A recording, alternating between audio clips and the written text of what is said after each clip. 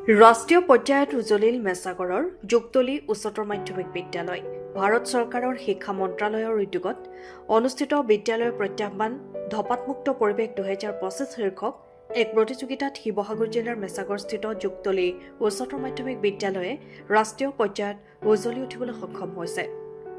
আজি নতুন দিল্লীত অনুষ্ঠিত এক আড়ম্বৰপূৰ্ণ বঁটা প্ৰদান অনুষ্ঠানত সন্মানীয় ৰাষ্ট্ৰীয় পৰ্যায়ৰ এই ধঁপাতমুক্ত প্ৰতিষ্ঠানৰ বঁটা মেছাগড় যুগতলি উচ্চতৰ মাধ্যমিক বিদ্যালয়খনি প্ৰদান কৰা হয়।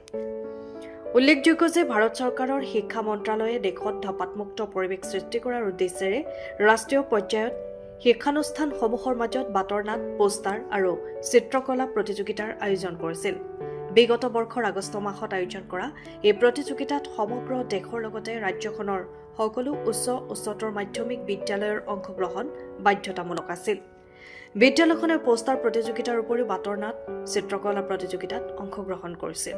বিদ্যালয়খনৰ অধ্যক্ষ ৰঞ্জন বুঢ়াগোহাঁইৰ বিশেষ উদ্যোগত নোডেল শিক্ষক ঋতুৰাজ বৰুৱা, শিক্ষক ঋতু বৰগোহাঁইৰ ৰচনা আৰু মানস বৰগোহাঁইৰ পৰিচালনাত বাতৰ নাট প্ৰদৰ্শিত হোৱাৰ লগতে পোষ্টাৰ প্ৰতিযোগিতাই বিশেষ দৃষ্টি আকৰ্ষণ কৰিবলৈ সক্ষম হয়। আজি নতুন দিল্লীত বিদ্যালয়ৰ হৈ এই বঁটা গ্ৰহণ কৰে শিক্ষয়িত্ৰী কৃতিকা মেধিয়ে। বিদ্যালয়ৰ সমূহ শিক্ষক কৰ্মচাৰী আৰু ছাত্ৰ ছাত্ৰীৰ পূৰ্ণ সহযোগত লাভ কৰা এই সফলতাত বিদ্যালয়খনত এক আনন্দমুখৰ পৰিৱেশ দেখিবলৈ পোৱা গৈছে।